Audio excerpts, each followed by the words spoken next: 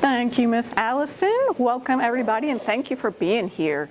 I'm glad that you as well, as myself, love to learn about the brain or want to learn more about the brain. I love the name of these classes, EmpowerU.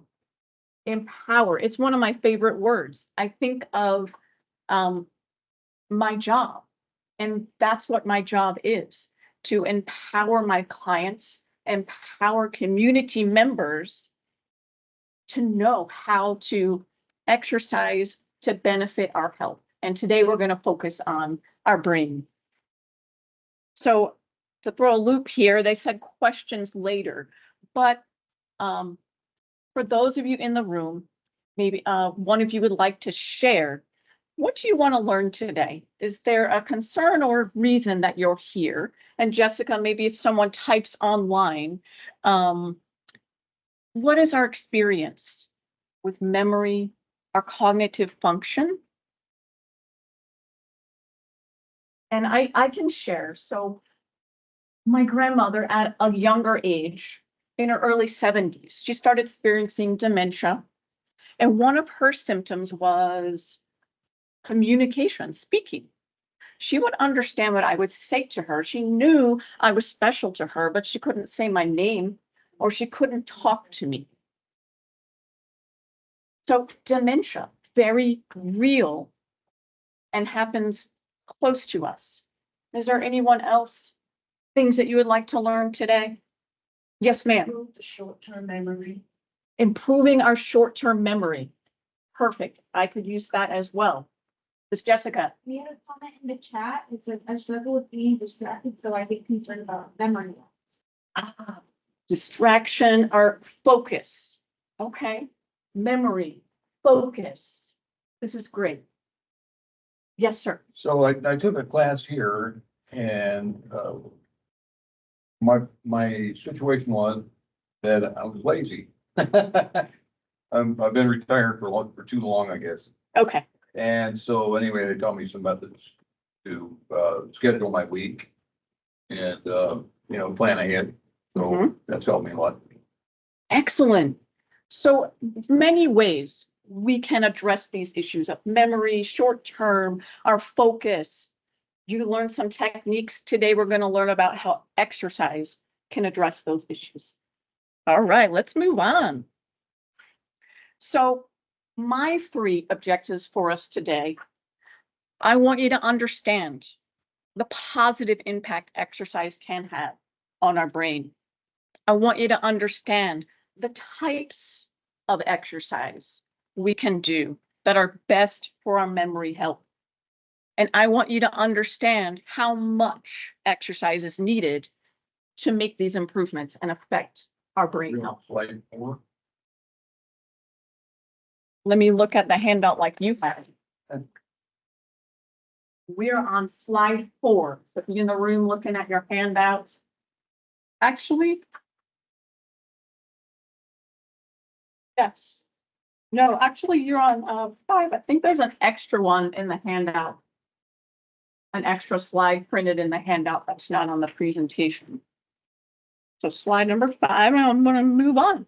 So let's address our first objective. Exercise can improve our memory, short-term, long-term, our learning, our attention, and focus. And here's a big word for today's world: multitasking, right? Problem solving. I can relate to all of these, especially in the working world. We need these skills. Moving on to the next slide. Exercise can delay the onset or worsening of dementia. And dementia can be used as this basic or umbrella term for Alzheimer's, vascular dementia, Parkinson's, Lewy body dementia, frontotemporal lobe dementia. These are probably the most common types, Alzheimer's being the most common. You know, 50 to 60% of us will be diagnosed with Alzheimer's in our later ages. So it's part of our world today. And exercise can help delay this onset. I think it's worth mentioning also, exercise can improve our mood. Depression, anxiety, so important, I think, in today's times. So we know this helps us. Why is this important?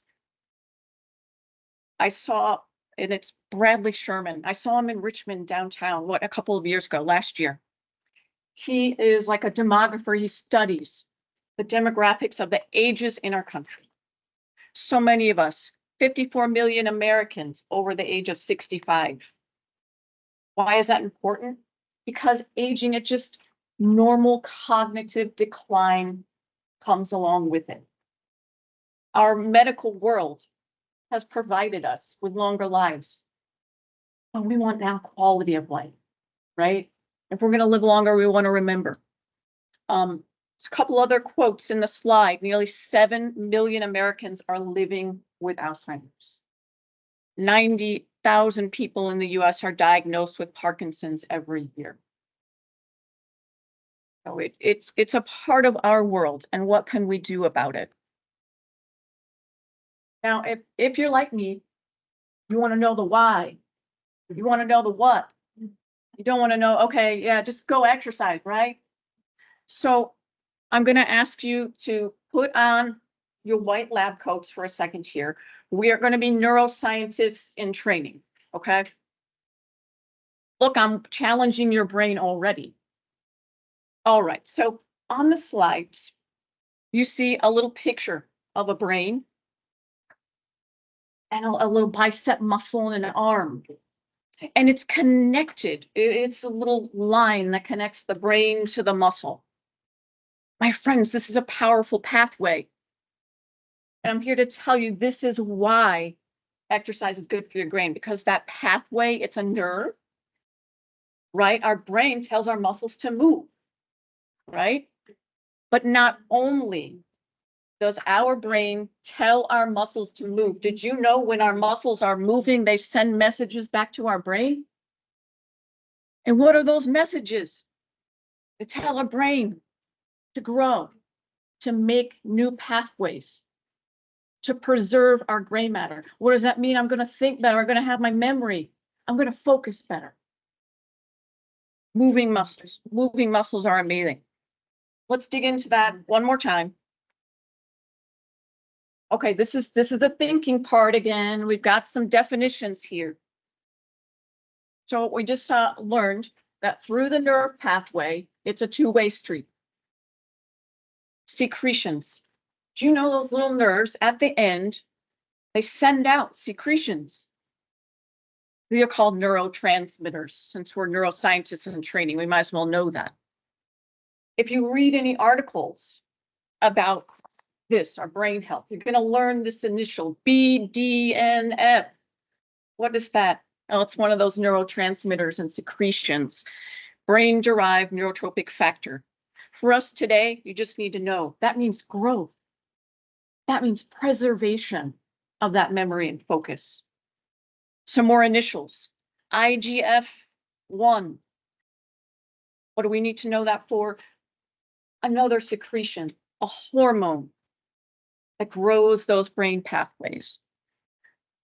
If you read an article, if you're watching a TED Talk or listening to a podcast, neuroplasticity, it just means our brain can adapt, can grow. And here's the exciting part. Doesn't matter how old you are. You can be 5 days old or you can be 105 days old. That happens. All right, so what did we learn? Moving muscles, right, send neurotransmitters to the brain that improve and preserve cognitive function, delay the onset or worsening of dementia, improve our moods, because there's these hormones called endorphins, serotonin, dopamine, and norepinephrine that are secreted when we exercise. I don't know, I think that's pretty exciting stuff. So The gentleman up front, I'm sorry, I'm not familiar with your name, sir. But you said the hardest part for you was being motivated to do it, right? I'm Les. telling you. Les, nice to have you here. I think Les, you're not the only one, right? How are we gonna be motivated to do this? To me, the information is powerful. But it's not going to do anything for us unless we move our muscles, right? So that's what we're gonna switch to. We're gonna figure this out. What do I need to do? How much of it do I need to do? If you're looking at the next slide, it says movement from memory type. And if you should be excited because there's lots of things on it, right? Aerobic, resistance, dual tasking, mind, body, whatever all those mean, if you do it, it's going to improve the brain. So when we say aerobic, we can walk, we can swim, we can bike, right? Maybe there's a class that you like to take. Okay. Get this. So when they study the brain, how do they know this aerobic exercise does this? 454 people agreed they were going to wear, their accelerometer, the things that measure their physical activities. They were going to take cognitive tests every year. And when they passed away, they were going to allow people to examine their brains. Do you know what happened after 20 years? The people that moved more had larger brains. What does a larger brain mean? The preservation of the gray matter, so I can think and focus, short-term memory, right? Wow, I want a bigger brain. I don't want them to cut me open and be like, oh, I don't know, hers is a little small. I have got to keep moving. Whew. Okay, and here's my favorite exercise, resistance exercise. What is that? It's the, doing the weight machines, lifting the dumbbells, using the bands. It's working our muscles, okay? Now, current research, resistance training, dual tasking, mind body, we're getting more into that because what is easier to research is walking and aerobics. But resistance exercise, we're moving our muscles, same changes. Dual tasking, anyone heard of that? Raise your hand online. Oh, good, I love it. Look at you, some smart people in the room. That's okay, if you haven't heard of it, Les, that's why I'm here for you. Dual tasking just means we're going to partner a physical task with a cognitive task. So that means I'm moving, I'm marching, maybe I'm riding a stationary bicycle, right? And then I'm going to use my brain. Maybe someone asks me to count backwards from 17 while you're riding that bicycle. Okay. There are multiple ways to do this dual tasking. And we're going to go over some examples later of how you might use this on your own or how you might use this with a partner. Okay. But it's a combination, a physical task combined with a cognitive task. Could And it the be last one reading? is, Oh, sorry. did someone have a clarification online? I had a question. I'm sorry. Yes, to ma'am. interrupt. Can it be reading while biking? Oh, I'm so glad you asked that. That popped into my head yesterday. And I said, Nikki, you are jealous, me, Nikki, of those folks who can exercise at the gym on the treadmill or on the bike and read a book. Do you know, I have a hard time with that. I read the same paragraph over and over. I'm like, I cannot comprehend the book. So here's what I'm going to say. I did not read any studies in particular to that, but I too have the same question. And why not?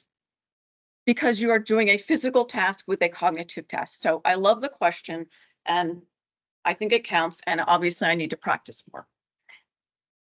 Yeah, great question.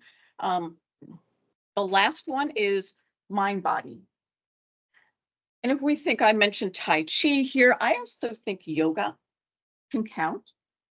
But these types of movement and exercise, Has anyone ever done Tai Chi, taken a class? Yes. Would you agree with me that we have to use our brain while we're moving? It's a wonderful activity, Yeah. but it does require some thought and thinking. And that's why I believe studies show that it can improve our brain and cognitive function. So the takeaway from this, folks, is to know a variety. We're not stuck doing just one thing or what we don't like to do. You can choose the activity that you like to do. So I'm a knitter, does that help? Say it again, the what? Knitter, does that help? Oh, a knitter. Well, that's a great question. So to do these things, we need to move our muscles, right? When we move our muscles, we might increase our heart rate, okay? Increase our blood flow. So if there's something that you feel does that. I don't know if knitting does that for you. Okay. She's working out back there, people. Knit away. It's certainly a good cognitive task. All right, so because of the technical difficulties, I was going to make you exercise with me right now, but we're going to save that. Don't worry, we're going to save that until the end, and we're going to go over some examples of these, specifically the dual tasking. So you have some examples to go home and try. And also, you know what is he talking about? We'll save those for the end so that folks at home have a chance to come back and watch those as well. All right, so we've talked about how the brain improves with exercise. We've talked about what we have to do, a variety of things. Now we're going to talk about how much. And I have printed, you see on the PowerPoint, the general recommendations, okay? This is from the Physical Activity Guidelines for America. And I put all ages, young children, be active throughout the day. If you know a child, you have a child, a grandchild, I have a niece and nephew, encourage them to be active. So beneficial for their body and their brain. Older children, 6 to 17, 60 minutes per day. Adults, 150 to 300 minutes per week of moderate exercise. And if you want to do less, you just have to work a little bit harder, vigorous exercise. That could be daunting. 300 minutes? Wow, am I getting that? 20 per day. But, and this is written there, the government says the next category, adaptive modifications. I love this. This is my job for folks that are having trouble. Maybe they had back surgery. Maybe they had an illness they're recovering from. And they are like, you know what? 2 years ago, I could do that. I could get 150 minutes a week, but right now I can't. What can I do? How can you teach me to adapt and modify? And is 5 minutes okay if I can't get to 20 or 30 minutes at a one session? The answer is yes. Right? It's not so much, sure, the more we do, the better we're going to get. But if you can't get 300 minutes a week, that doesn't mean don't do anything. Because when we do something, it matters. It matters.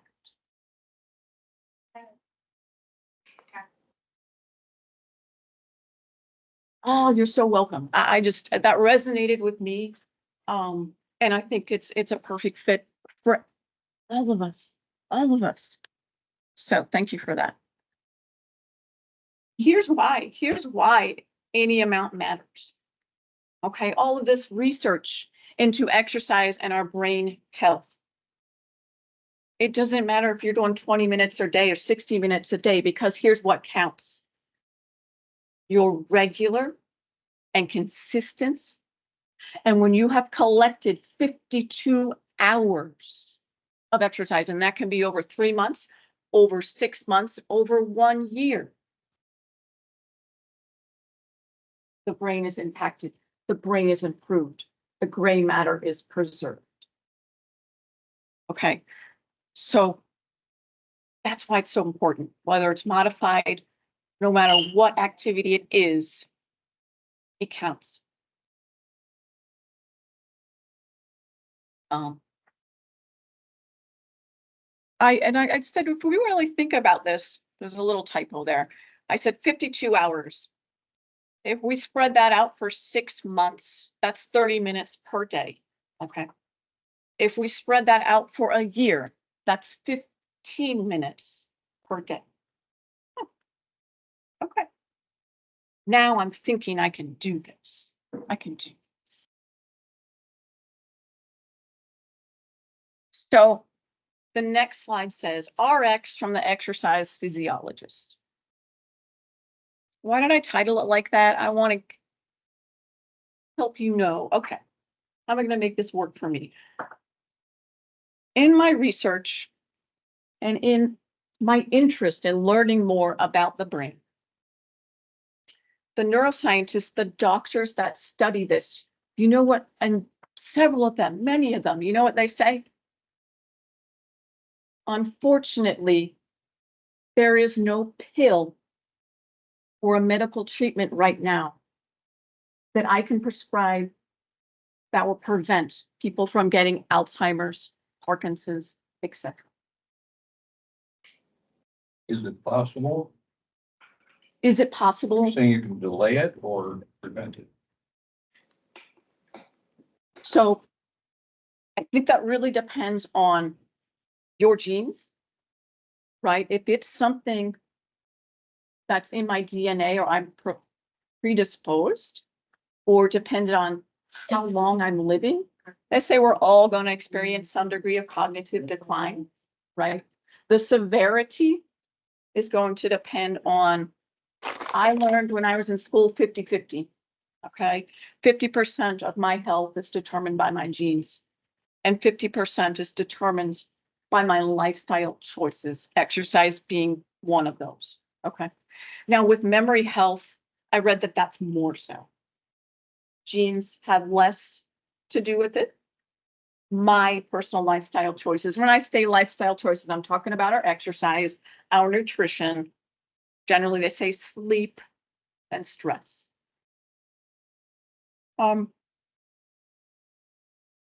So what we're looking at is we really say prevent, yes, can prevent Alzheimer's. You might have cognitive decline, but maybe you're not going to be to that point, right?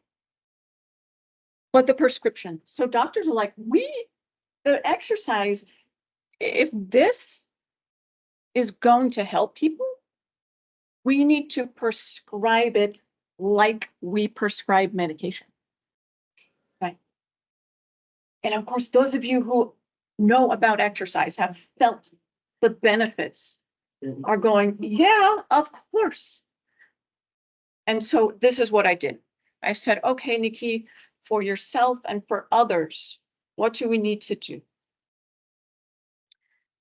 And I said, that aerobic exercise, we're removing, we're walking, we're increasing our heart rate. Can I do 30 minutes? I'm gonna work up to 5 days a week. Doesn't mean I have to start there, but that's my goal.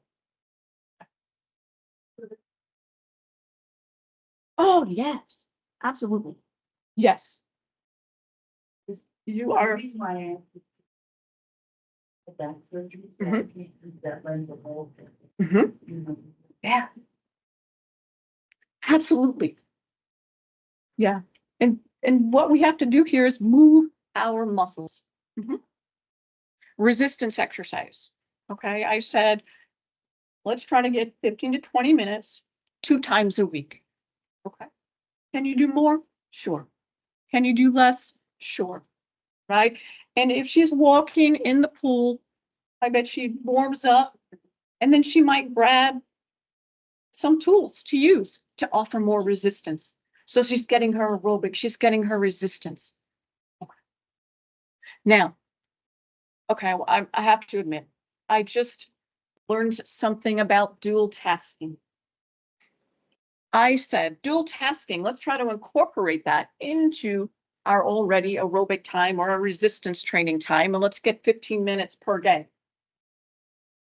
But think it was a TED Talk, a neuroscientist I just listened to said, all right, if you do 20 minutes or I don't know, 15 minutes, 2 days a week.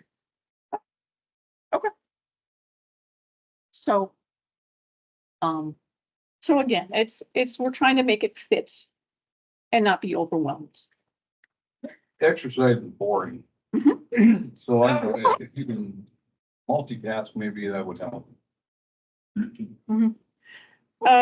Okay, you promise not to tell anyone?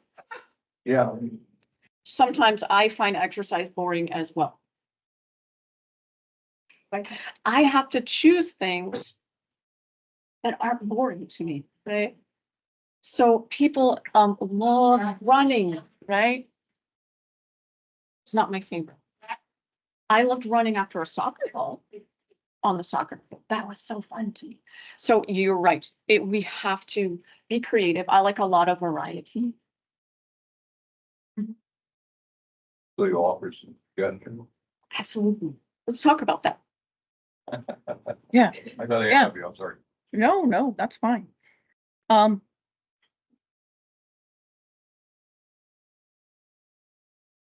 So we've talked about it. Okay, we know that exercise is good for the brain. Many studies show that. We can improve our memory. Remember earlier I told you about my grandma, early 70s, who started experiencing those signs of dementia. And really those last 10 or 15 years of her life were affected. My mom, my Aunt Janet, mom's 78, don't tell her I told you. Aunt Janet's 84. Right, they had the same genes. I think in their generation, oh man, two of the most active women you could imagine, and not really formal exercise. I mean, they just clean and vacuum, and I can't keep up with them. That's what I'm saying. In the yard, you name it, they're very active. I don't see any cognitive decline. I mean, maybe a little things, oh, where to go, but normal. And they are now 10 years, say, older than my grandma when she experienced those signs. That tells me just a lifestyle of taking good care of yourself and being active has helped them. They're delaying it. I'm not saying they're not going to get it, but they're certainly delaying it. Right. All right, let's talk about this, and we can talk about this together. How do you make exercise not boring? Right. And if you're online or if you're here in the room, tell me. Yes, ma'am. But actually, I had been replaced in surgery and did several rounds of land therapy and eventually went to quad therapy. And at the end of that journey, I joined the team at Sheltered Arms for Twin Ridge or Fine Air. And it's been it's been good for my mind, body, and soul. It's just wonderful. I feel like I'm strengthening my body, I'm exercising, rejuvenating my mind, my soul feels good, and then there's other members in the pool, you get to socialize. And it's just a great thing to feel, get out and feel great. Excellent. Thank you for sharing. Okay. Perfect. Thank you for sharing. So those of you who are online, if you did not hear it, our participant in the room, how does she stay motivated to exercise?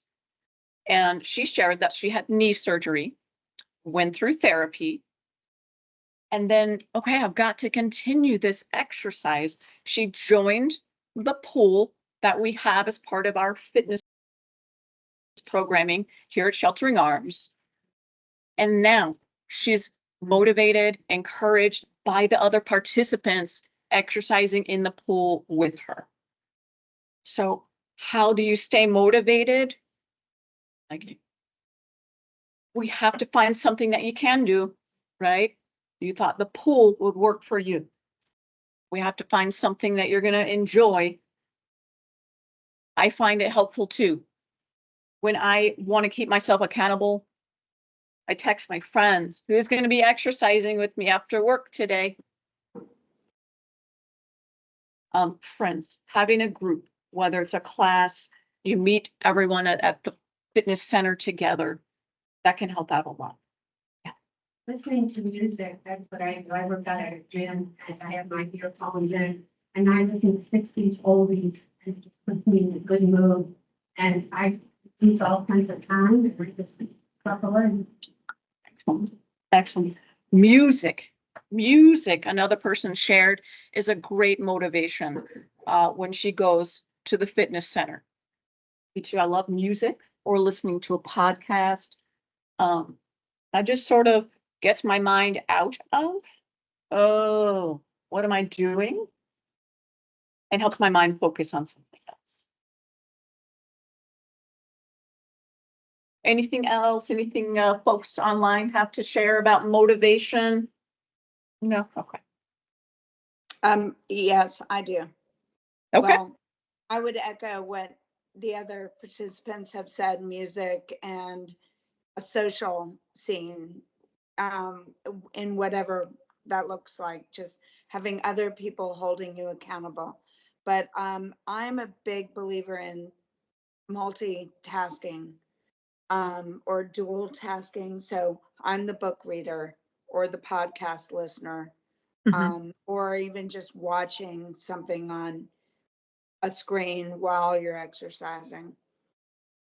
I think it helps cognitively to have divided attention. That's something I struggle with after a stroke, but doing it while I exercise seems to be helping me get back to it. And it takes my mind off the drudgery of just pedaling or lifting weights. Excellent. Thank you for sharing. So online, did you in the room get to hear her? She was saying, especially after her stroke, being focused and to push through, she used the word drudgery of riding the bike. She likes to watch a video or similar to what you said, listen to music, but listen to something that is engaging her and helping her to focus on that one thing instead of the drudgery of the exercise. Books mainly. Books, she said books. They play music at the food courts. Yes. I love music. Kind of trivial, but I, Help with the time. Like repetitiveness or do a crossword puzzle or anything that keeps the mind going. Do you have any suggestions? So I missed the beginning of that. Say the beginning part again. Tools we can use for the cognitive part, like, it's like writing a list of grocery shopping or, doing something repetitively. Is there anything else that it can help with the thinking? Like, it's normal forgetfulness. That's a beige and like that, what is, dementia, or I've got chemo brain, what is cool? Normal and chemo brain. Okay, questions. So let's talk about what's normal, what's not, and then we'll talk about suggested activities for that dual tasking. So as we all age or have chemo, strokes, things that affect our brain, we can suffer from the memory loss or even all those things affecting our balance. I would say I'm going to answer this generally, right? I'm going to, because sort of keeping in the scope of my expertise, right? The body and the brain are amazingly complicated, right? And if we go back to the picture, the slide that had the brain and that connection to the muscle, right? So all these things, it's going to depend on what parts of the brain are affected, right? For example, the front of our brain, that frontal lobe, okay? That's a lot of our, multitasking. I've got 20 tasks in front of me and I've got they call it executive function, right? I've got to decide what's most important and what am I going to do next and what's that. That's hard. If your fronts of the brain, and that's everything passes right through that, that's where we need to focus. That's going to affect everything, right? Then we talk about the sides of the brain. And that's where you think of someone like Bruce Willis, who has the frontotemporal lobe, that temporal lobe and the front that has to make sense of everything and then come up with a speech. What am I going to do with that information? And you see someone decline fast, right? When those parts of the brain are affected. They always say normal things, right? With multitasking, I'm busier, I'm more stressed. It makes sense. Our pathways are busier. Our brain is busier doing more things. We might forget, I walked into this room and now I forget what I came for, All the time. right? And then you kind of walk back out and, oh, a spoon, okay, or a book or whatever. Me, I always attach my keys with a little carabiner to my purse. As we have our keys, I can easily go to work or get home and set them down. And then I need to go out again. Where'd I put those keys? That they would say is normal, right? If then they say, okay, if you lost your keys, but you found them in the refrigerator, okay, that's not normal. Right now, if I get home and I put my keys on the counter or on the desk, or that's normal, right? But to put my keys in the refrigerator, maybe not. And so I would say it's, if you're concerned, seek your doctor's advice, right? They're going to, because let's face it, how did they know that exercise improves the brain? Because after people were dead, they opened up their skulls and they saw, oh, okay, exercise grew the brain and it preserved gray matter. It's not easy to study. I don't want anybody opening my brain right now. That's not going to be good. So we have to go on signs, symptoms, what's happening. And I think the concern would be driving, right? Being able to remember where you're going and then remember to get home, right? And it's just those kind of signs that a doctor would go, okay, if you're, you just got lost getting there because it was new and then it took you an extra 10 minutes, no problem. But you went to the grocery store and then you totally forgot where you lived and you're just driving around. That's not right. So, and I think that just takes, your doctor and you kind of working together or family members working together for that.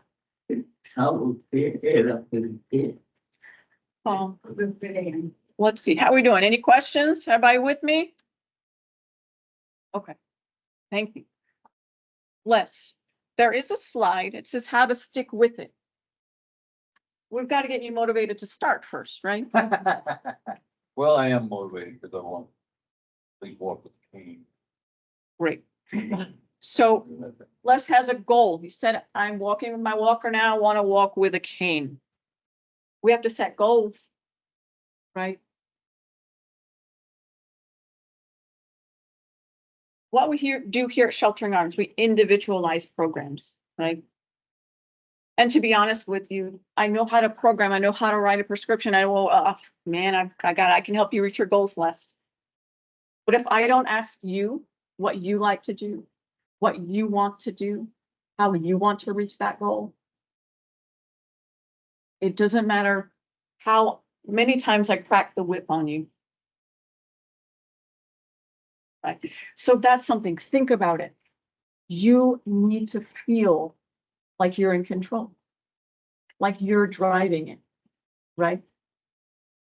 Go with your friends that you like to be with, go with your favorite community fitness center that you like to do.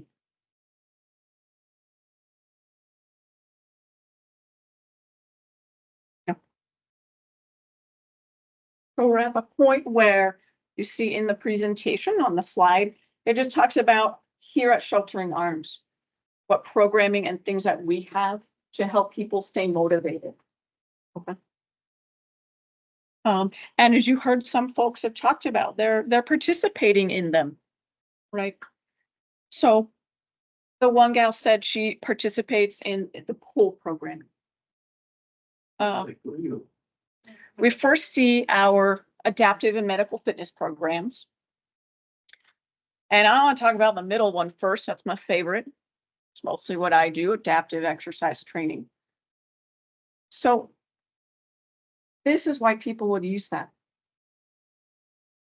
They've been to therapy for an ache or pain, an injury, an illness. They're starting to feel better.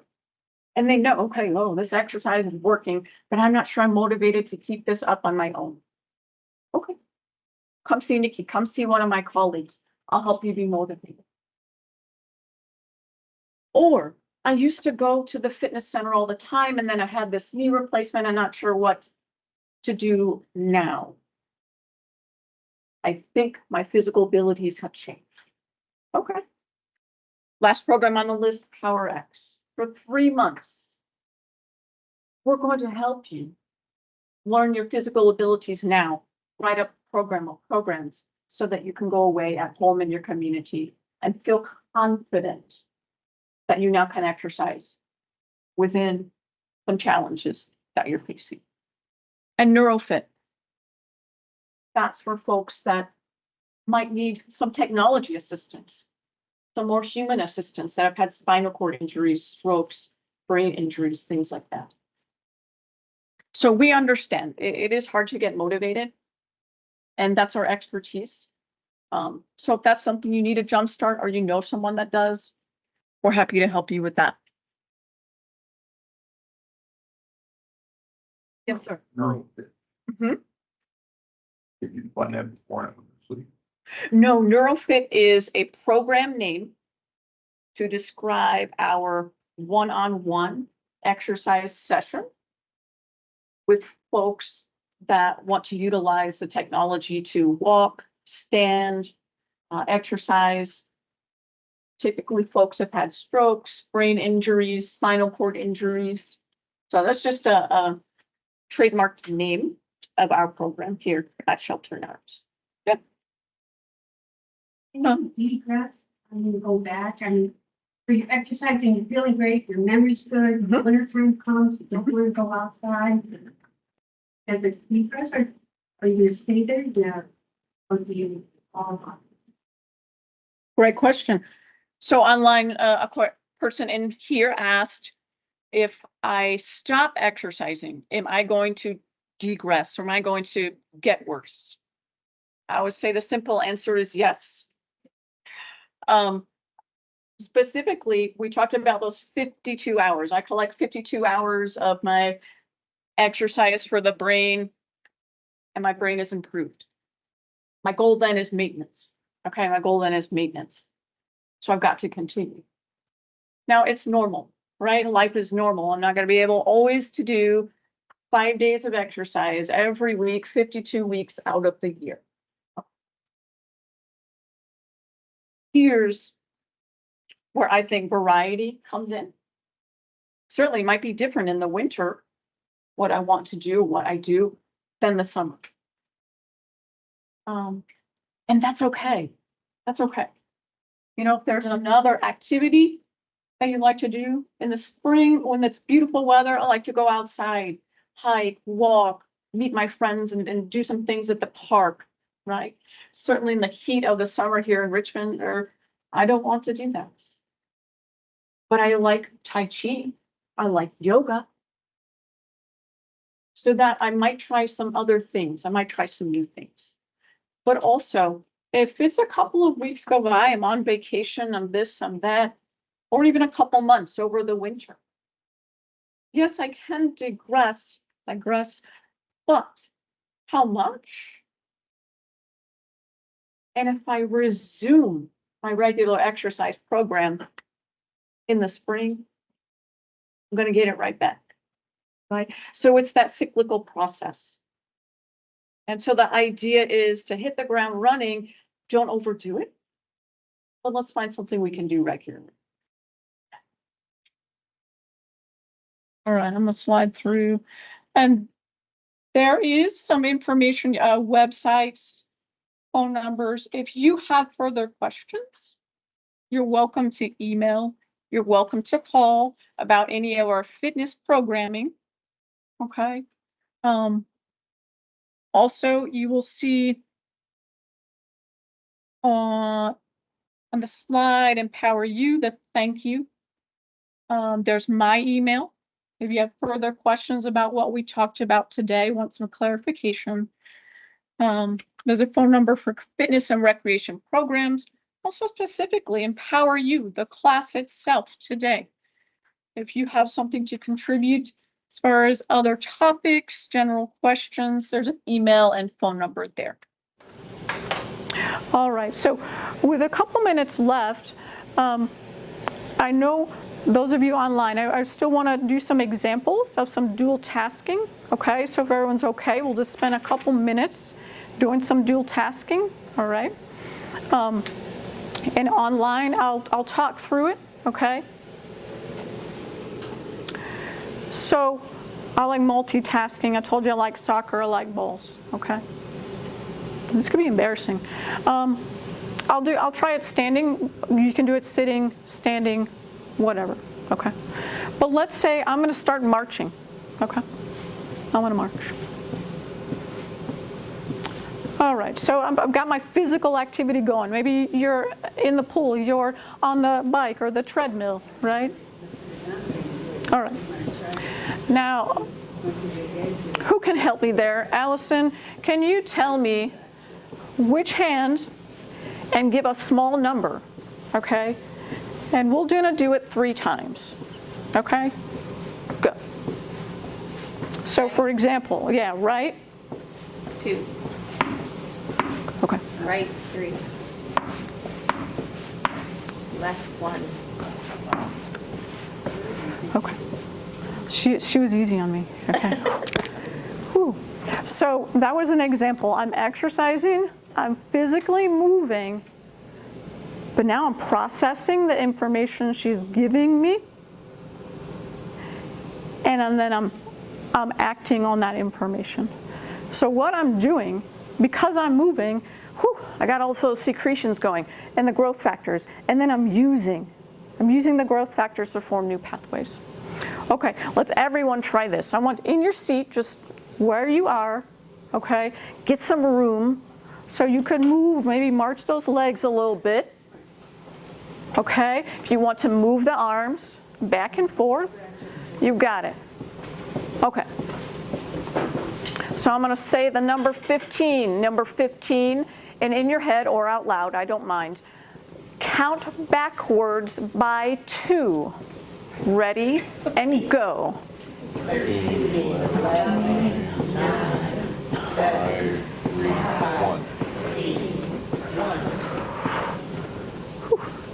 Okay, very good. Now, is this something you've done before? No, right? Why? No, and that's great. It's like when they tell you to brush your teeth with your non-dominant hand. What do? You get toothpaste all over your mouth. It's just challenging your brain. Right, right. So I also love to do these things with a partner like Allison, but I would say by yourself, incorporate an activity you're already doing, okay? Think we want safety though, so if it's something you're out there walking or in the community biking along, I will keep it a little simpler, How many vegetables can I think of? Counting backwards from a certain number, that's always a great one, right? Try to remember the names of your classmates from when you were younger. Yeah. Or if you're listening to the music, right? Okay, who's the artist and what's the name of this song? All right, what's the name, what are the lyrics? Things like that, Does that help a little bit? So is it that the more vigorous the exercise, the better for the brain?